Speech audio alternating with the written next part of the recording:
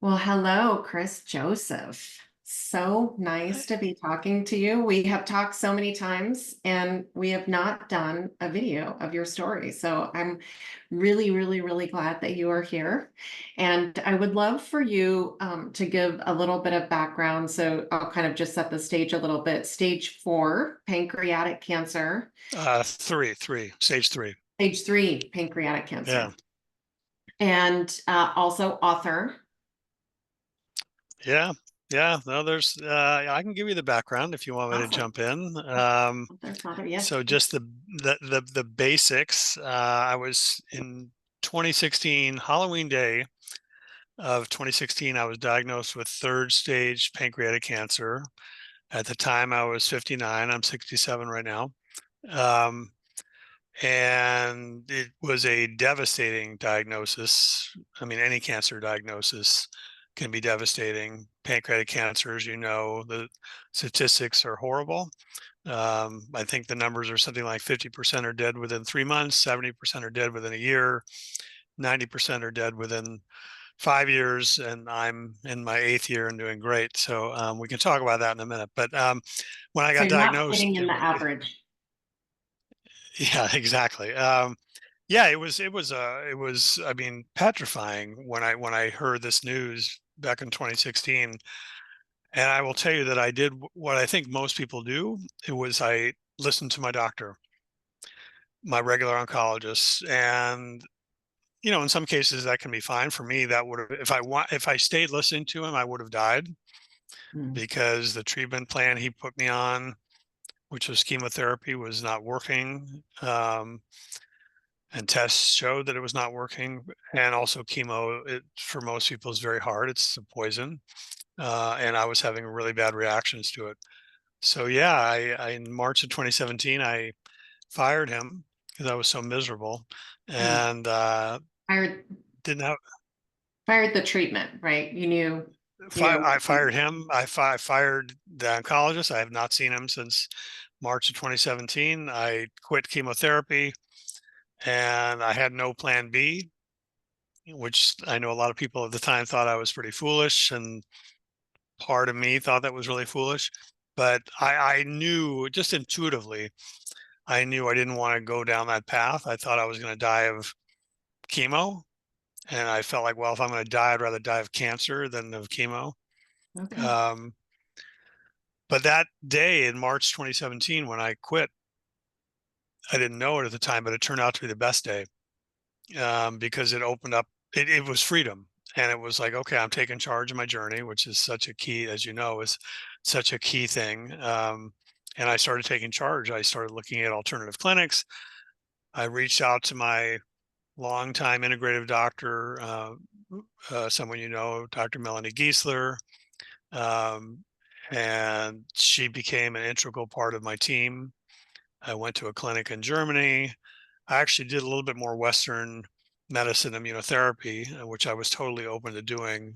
Um, but yeah, long story short, I've been thriving for a long time now, but I'm doing great, and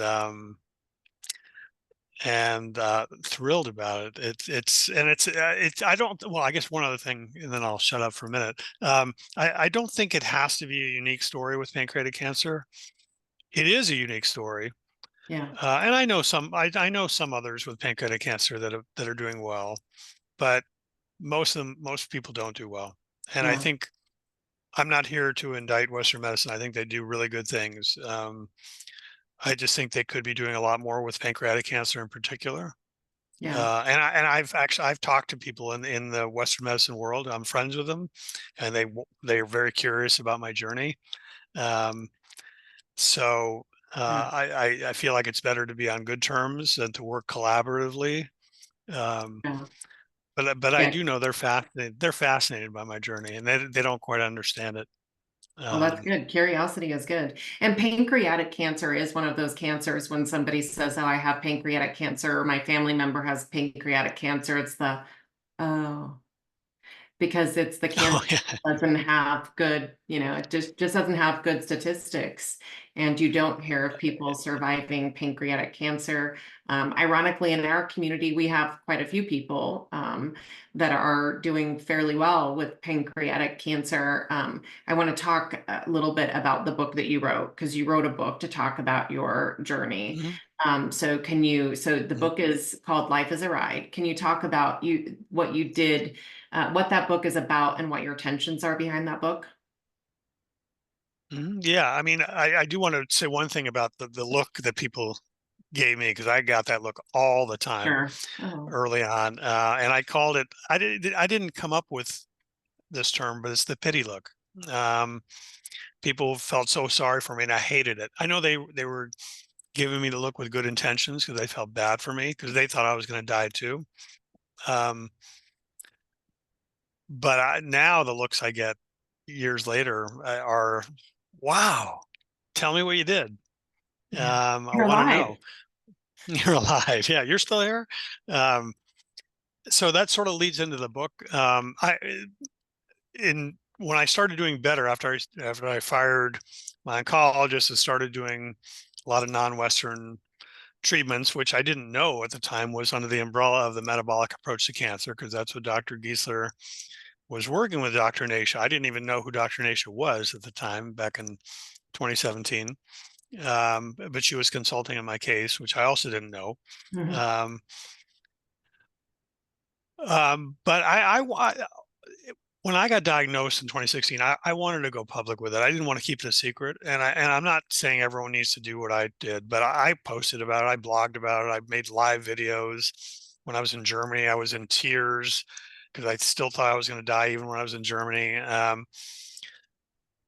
But I was very public about it. But when I started doing well later in 2017, the word got around because everyone knew I was going through this.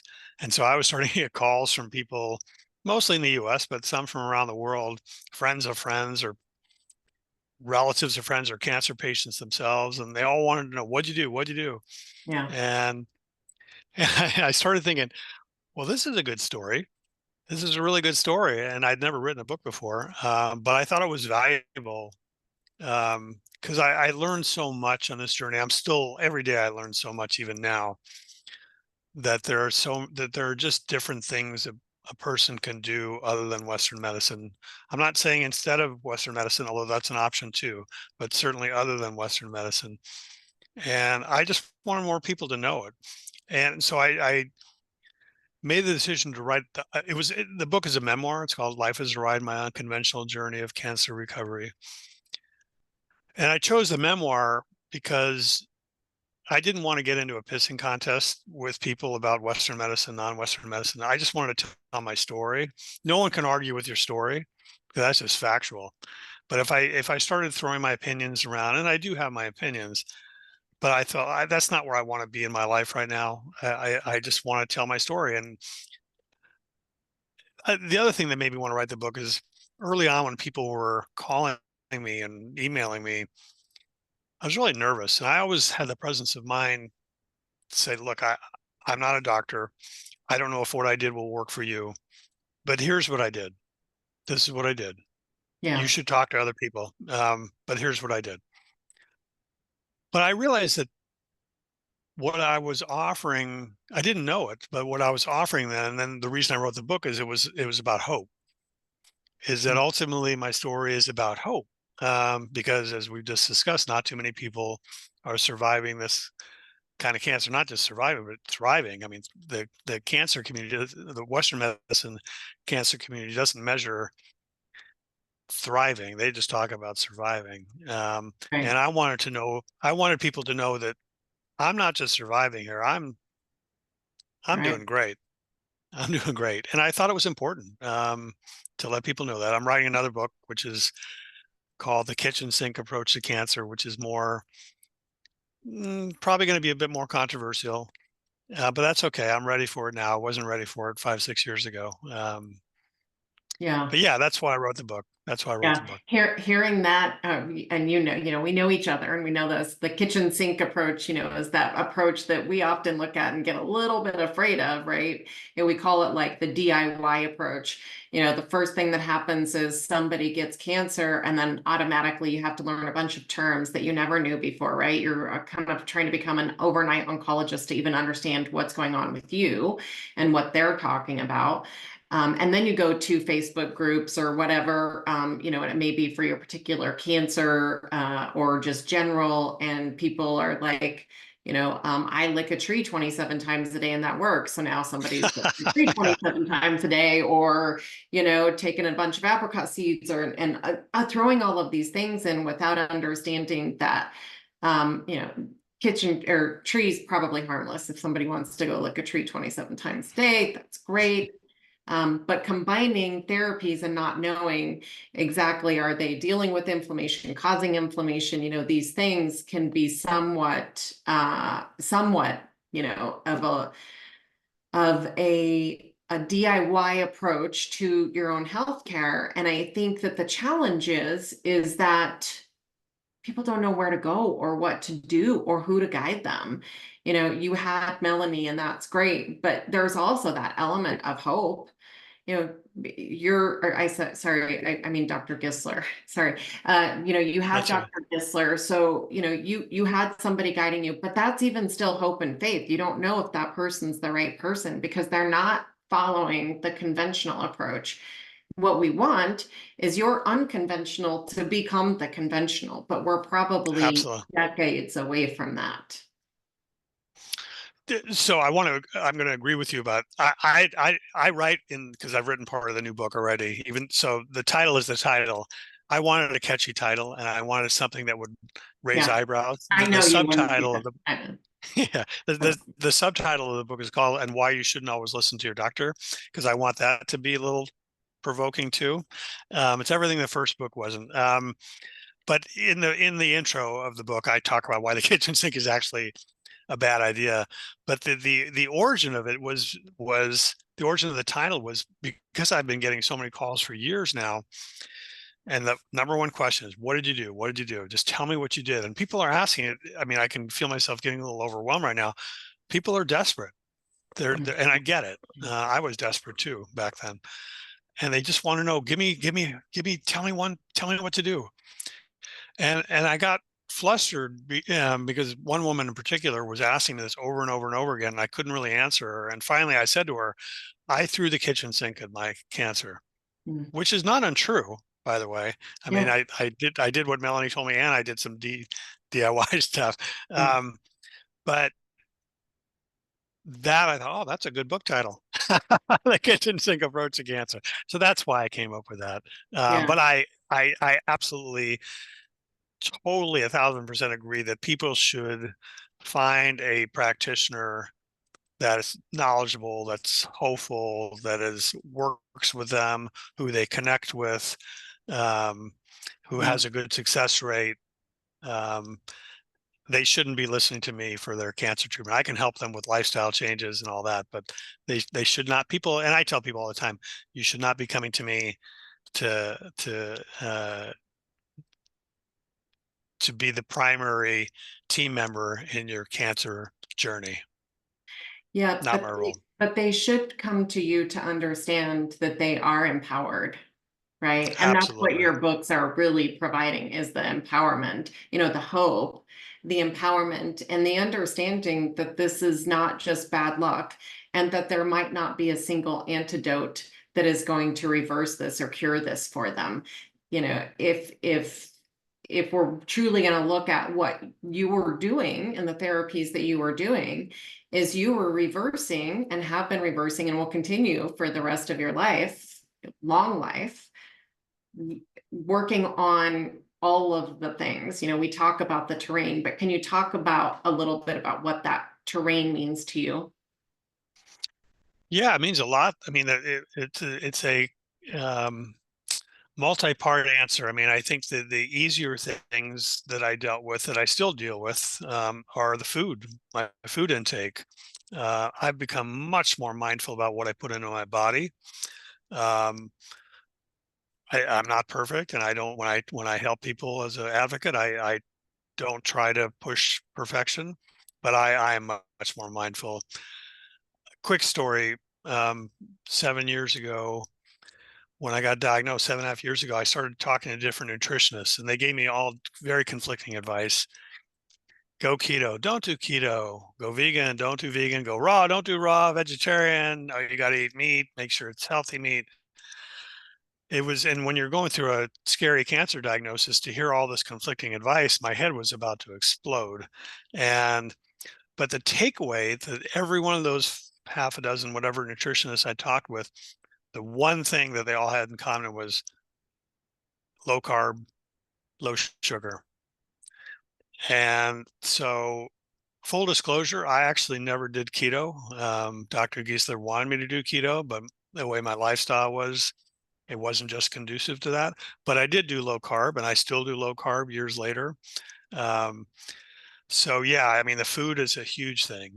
Everyone has their limits on what they can do time wise, resource wise, and physical ability wise. But I work out every day.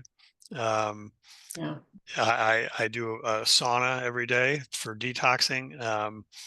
I move my body at least an hour and a half every day. And what Today about being an fast? exception. What about fasting? Fasting, um, not as common as I would recommend to other people. Yeah, it's a Yeah. tool that I know is very valuable, and I've done it. But I hope people who are watching or listening to this will realize I can forget lessons I try to teach other people, and Easier said fasting is than one done, of those. right? Yeah. Yes, fasting is like, oh yeah, I should do that again, and Yeah. something gets in the way, and I don't do it as often as I would like. Yeah. Um, the mental emotional is huge. We're all of us. It's human nature that we've all had some traumas in our life. Some big trauma, some little, some combination, whether they happen to us as a kid or teenager or as an adult or all of the above. I've just become much more mindful about that. I've been in therapy for a long time, and some people ask me or they'll tease me about it. Oh, you're still in therapy? And I'm like, well, you wouldn't. First of all, I probably wouldn't still be alive if not for being in therapy. And secondly, you wouldn't want to see me um, what I was like 20 or 30 years ago. It's just helped me immensely, just become a better person. Um, and I think helped me get physically healthier too. Wow. And are there different tools you've used in therapy? Is it, have you done EMDR or any of the tapping? Very little of that. I'm actually starting to dabble in the psychedelics world. I don't know enough about it to talk about it on this interview, Yeah. but I am experimenting with it for my own use, and hopefully I'll be able to learn more and then be able to recommend it or not recommend it, as the case may be, with Yeah. people I work with. I haven't, I did EMDR a little bit, so I don't really know much about it. Most of the therapy I've done has been talk therapy. Um, and I will tell you what it has given me the freedom to do. And then cancer sort of put many exclamation points on it, was just to show my emotions. Um, Especially for guys, it's better now than when I was a kid, but there's still a stigma about guys crying. I cry at the drop of a hat now, and I don't think twice Let it about it. I go. mean, yeah, yeah. I mean, I mean, maybe I'll think twice about it, but it doesn't stop me from doing it. Um, you take me to a movie, I'm the one crying more than the person I'm with, even if that's a woman. Yeah, to me, I'm sure there are many reasons why women live longer than men on average, but I think one of them has to be because they're better at showing their emotions than men are. Yeah. And so I think that therapy has really tremendously helped me with that, just being honest with Yeah. people and with myself. Um, Yeah.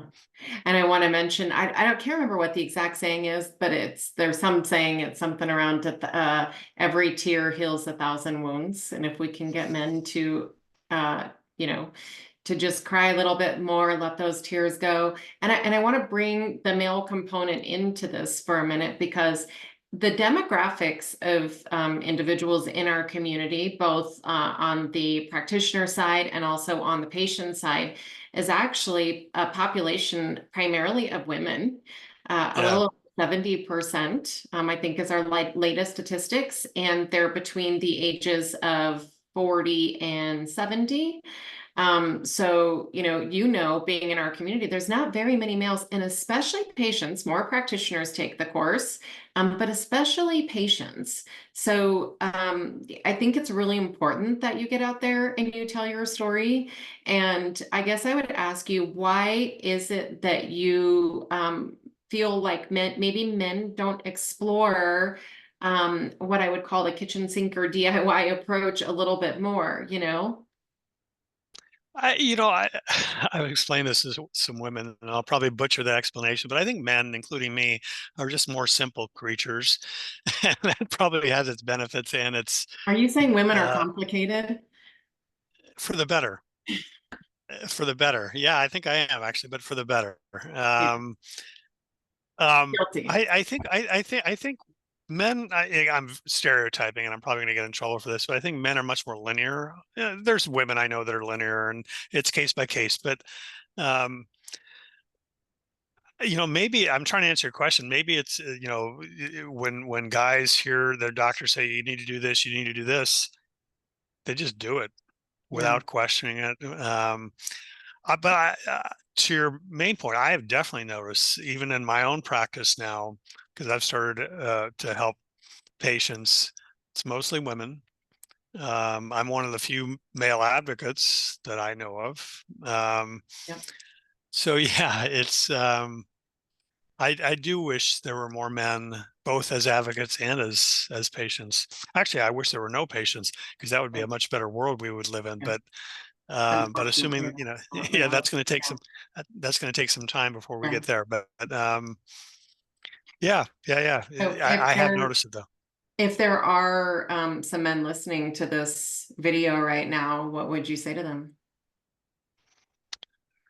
I probably wouldn't distinguish.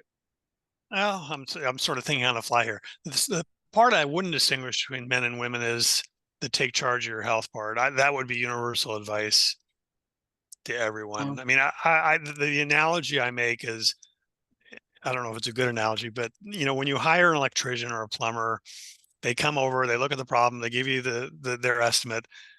Maybe you get a second opinion, but you, the homeowner, get to decide what you're going to do. Who are you going to pick? Oh, I like what this person said. I'm going to do what this person said. We tend to put medical doctors on pedestals and just blindly listen to them. And I'm not saying we shouldn't listen to them, but we should at least have a filter yeah, and really hear what they're saying and ask questions and get second opinions and ask them why they think what they think, and ask them if they have studies to back up what they're saying. Um, so I think that's all part of taking charge of your health, no matter male or female. I would say that to anyone. If I was working with male clients, and I have a couple, I would talk about the mental, emotional. I really would. I mean, again, that's something I would talk to anyone about. But yeah, with the men, I'd probably try to emphasize how important it is. And some of it is maybe just leading by example. Like I said, I have people know me. I'm a big crybaby now. So, and it's fine. But I think it's helped my journey. I really do. I think it's helped me get healthier. yeah.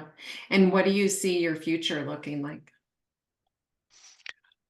Are we talking health wise, or in general, with things I want to do, or Health wise and your ability to live the life that you want to live. If we were to talk about what was your life, if you were to give yourself a quality of life score before your cancer diagnosis and after your cancer diagnosis, is your quality of life compromised? Is the things that you have implemented, have they hurt your ability to live the life that you want to live? Um, and do you have any concerns of your long-term prognosis? So that's kind of a lot of questions in yeah. one. I think these things are really important. So let me start out with a story. Last June of 23, I started getting a really nasty cough, and any cancer patient will say that when you have some weird symptom that you don't know what it is, you start thinking, oh, my cancer's come back. I don't know any cancer patient that doesn't feel that once in a while. Excuse me. And sure enough, I thought my cancer was coming back. I got tested for COVID. No, I didn't have COVID. Flu, didn't have flu, RSV. They couldn't find anything. I was starting to get worried.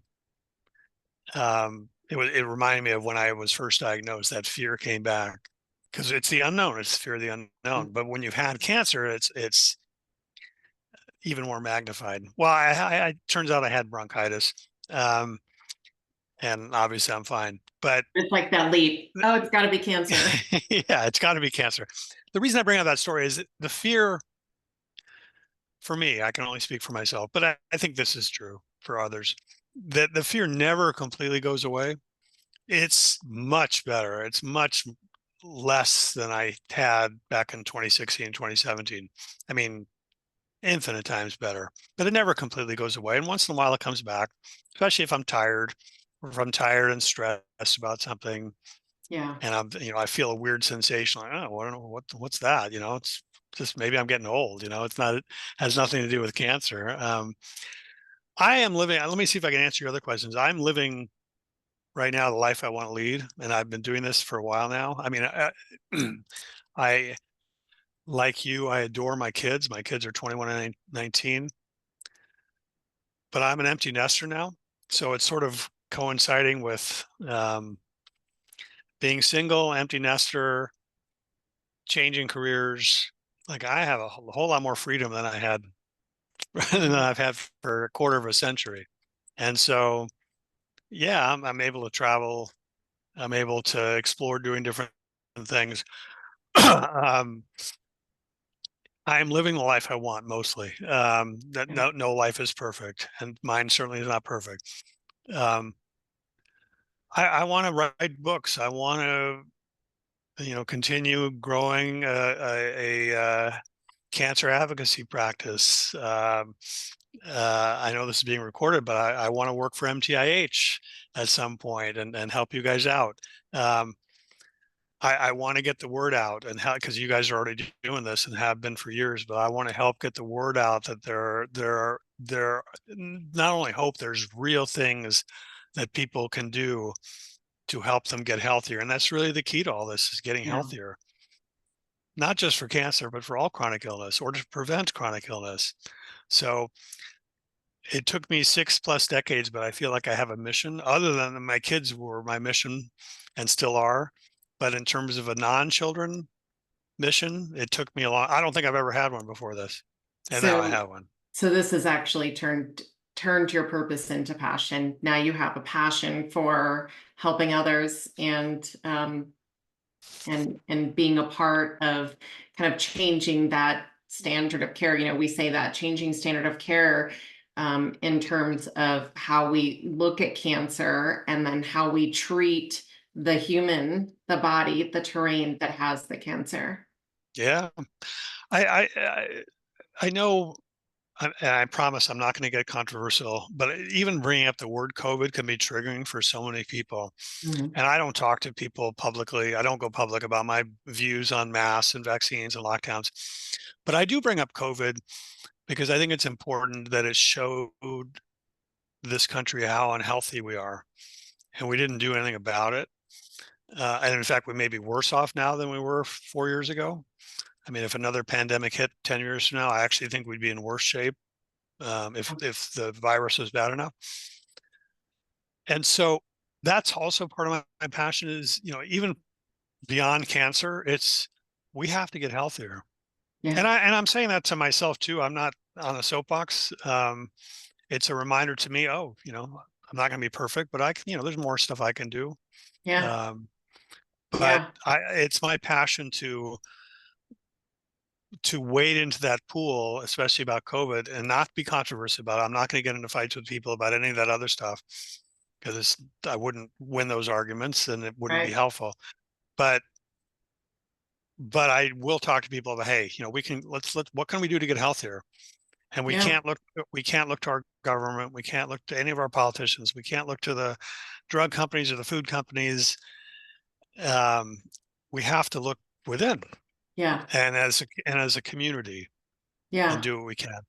Yeah, I love that. And I love what Bruce Lipton says, and I think he says it in Wisdom of Yourselves. He might say it in Biology of Belief, but he says, when we're young, when we're in that 0 to 7 years old, we get sick and our mom worries. Our mom takes us to the doctor. The doctor pats us on the back, gives us some medicine, and now mom's not worried anymore, and all of a sudden our fever goes away. And so we are teaching ourselves that we can't innately heal this body, that it's an external source.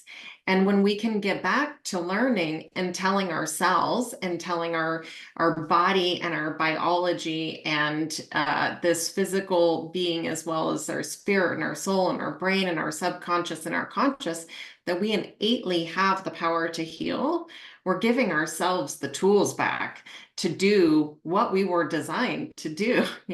We were designed to have a fever for a reason. We were designed to suck Yeah, up vitamin D from the sun for a reason.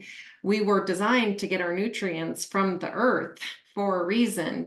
All of these things were designed, and we've somehow lost sight of that. And we have. we think that it has to come from somebody else. It has to come from a doctor. It has to come from what government tells me to do or whatever. And that is really debilitating, because yes, can they come together, and do we need help? It's that marrying of something beautiful, but it's definitely not one or the other. And I personally believe that we have to get back to talking to our bodies, talking to ourselves, and trusting that it can do what it needs to do. And when it needs support, it will let us know, and we'll give it the support that it needs. Yeah, I mean, there's something to be said for that saying, "Listen to your body." I have not had a CT scan in over 2 years, and maybe that some people might consider that to be foolish. Certainly, my oncologist thinks that's foolish, but I just feel it now. I mean, I'm not against scans. If I started feeling bad or having symptoms, I would go get a scan. But But I just feel like you monitor your blood work now. I I mean, wo- I now you mon- know how to read your labs, and you know what you're looking at. yeah, yeah, I know how to read my labs. I also know, I mean, this may be getting off on a tangent, but I just had some labs done a few weeks ago, and some of the numbers were a little higher. They ticked up a little higher in certain areas. And initially I was like, oh, I wonder what that's about. And then I realized, wait a second, I'm doing this. I just did a cross country move from LA to New Orleans, which is incredibly stressful. My best friend died of early onset Alzheimer's in December. Oh, I'm sorry. I have all this stress. Now I told you I can cry at the drop of a hat. Um, and I'm like, oh wait, there's been a lot of stress going on here. And so that could, I mean, I don't know 100% for certain that's the reason, but that's a likely possibility why my numbers ticked up a little bit. That Yeah. a lot of stress right now. And so yeah. I mean, I'm also, in addition to doing the blood work, I'm listening to my body. I'm paying much more attention to how I feel when I eat. I used to eat beans and carbs and rice all the time. Now I rarely eat that stuff, but I'm remembering, oh, when I eat beans, I have gas, I have bloating, I have diarrhea, and that can go on for 2 or 3 days. Maybe I shouldn't eat beans. Yeah. It's really, it's like, Hello. yeah, Knock, knock. but I'm trying to tell you something. right. But I don't want to, like I said, I'm not on a soapbox. It took me decades to realize that, decades. Yeah. And so I never get on people for not knowing that stuff. I'm like, oh yeah, I was there too. I Yeah. was there too. Yeah. But Yeah, I mean, we do that Turing 10 survey. That's kind of where we start with individuals when they come through us or one of our doctors. And most of those are symptom questions. But when you ask people, did they, or people say, oh, I was healthy until I got cancer. You're like, well, what were your symptoms? They say, I have none. But then their score will be 200 on the Turing 10. It's like, well, you had a few symptoms because you answered yes. So, we just don't realize, and we don't know. And we're so used to becoming numb because we have to move at such a fast pace. We're all supposed to be like supermen and superwomen and be able to do a million things and not let it tear us down. And that's just not the answer. We have to be kind to ourselves. We have to listen to ourselves. And if you've never been trained to do that. You know, what Bruce Lipton talks about is between the time of 0 to 7 is really when our subconscious is being programmed. And so in that age, if you weren't taught to listen to your body, which who was really? I mean, probably not a very high percentage of us were taught to listen to your body. Right. Then, you know, we're going to be in this, you know, we're just not hearing these things. We don't know what our body's telling us. And so I think that, you know, getting back to that, and that's what you're doing. And you're not doing the scans as much because you know how to read your lab work, you're listening, you're in tune, you're feeling good. And, you know, part of that is just knowing you have the tools now to say, I'm going to make the right meal at the right time, right? Right. Right. Or I need to go on a walk. I need to go get some sunshine. I need to go get some fresh air. I've also, um, I don't think you know this. I grew up in the San Fernando Valley of Los Angeles, and back then, back in the 60s, the smog was horrible. I mean, the smog's not great now, but it was really bad back then. And you know, you'd go out and play recess during the lunch hour, and then for maybe 2 hours after, you'd be wheezing and coughing. And you think about that. I grew up I lived in the valley for 20 some years in that crap air. Like, oh, I mean, you kind of know in the back of your mind, this can't be healthy. Even as a kid, you know, this can't be healthy. But then you realize, oh, maybe that's what contributed to cancer, to my Yeah, cancer. Or yeah, my high school was right across from a toxic dump that was yeah, emitting, you know, whatever crap it was emitting. I mean, so it's also becoming much more mindful, which the train 10 is great for. Of where did you grow up? Did you grow up near a landfill or an agricultural area, or you know, were you yeah, exposed to pesticides or herbicides, yeah. and all that stuff? All that stuff There's is, you so know, many is modern contributors. influences that we don't understand how they're affecting us. And, you know, it's not blaming anybody.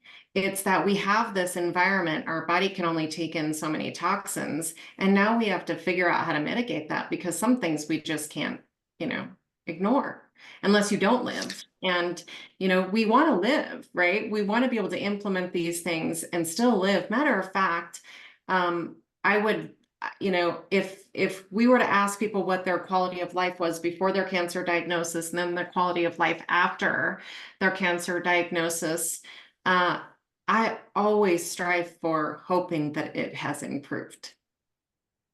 Yeah, absolutely. Yeah. Yeah. If you would have told me 7 years ago that my life would be better after this diagnosis, I would have said, well, you're crazy, but it is better. It's Yeah, better. Um, yeah, I will say, um, you and I agree on most things. I'm going to slightly disagree and respectfully. yeah. I do blame, not blame. I do get mad at like the sugar industry because they've been known to gaslight and game research and science for a long, long time, saying no, it was the fats, it was the proteins. So I do get a little upset at that. I get upset because we know plastics, which we're getting exposed to constantly. We're being bombarded with plastics. And there's all these studies out how it's affecting mammals in the ocean and on land. They never say Right. humans, but Hello. but but I mean it doesn't take, you know, I'm not a rocket scientist. It doesn't take a rocket scientist to connect some dots. Like it has to be impacting us. I mean, Yeah, endocrine systems in animals and other mammals and stuff, and it's impacting us. yeah. It's for And sure affecting us. and, and I don't like the denial of those industries when they say, "Oh no, no, everything's fine." It's Yeah. not fine. No, It's not. no, it's not fine. And what I really mean about the, you know, blaming is people blaming themselves, you know, as an Oh yeah, individual. There's so much shame in cancer, and people feel like when they got cancer that it was their fault. Especially, you know, somebody will talk about diet, you know, make some diet changes. Well, it doesn't necessarily mean that everything you were doing was wrong before. What we're talking about is you need more nutrients because you've really got to get ahead of this cancering process.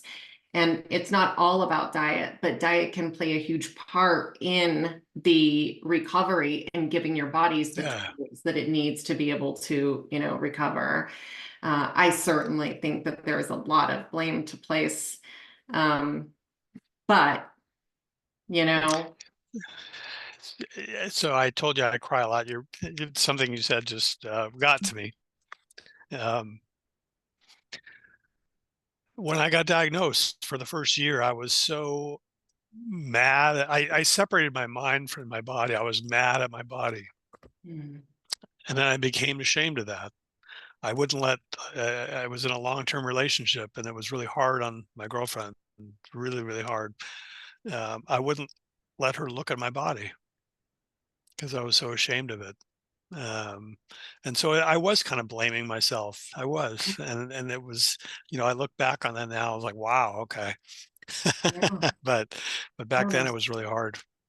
there's so much shame. I wish we could have just a call around that. Maybe we need to have a call around that because the shame part, I think, is what keeps men in hiding a lot. And I wouldn't say men too. I wouldn't say just men. This is just a theory of mine. So um, I think women and men feel a lot of shame with cancer. Matter of fact, I don't know of anybody who's gotten it and hasn't felt shame around it.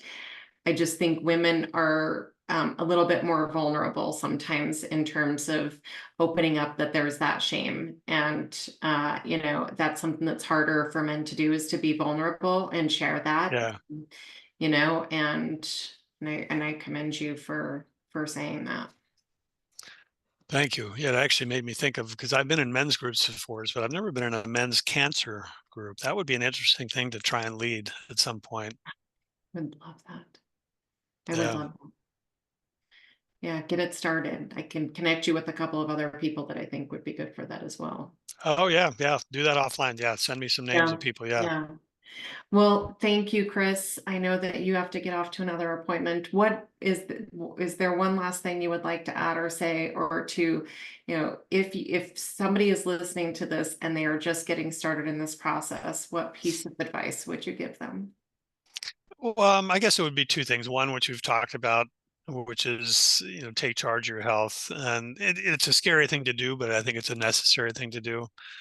Um, but I'm a firm believer in what MTIH is doing, what you and Nasha and Janet and Alex and the others, Lynn.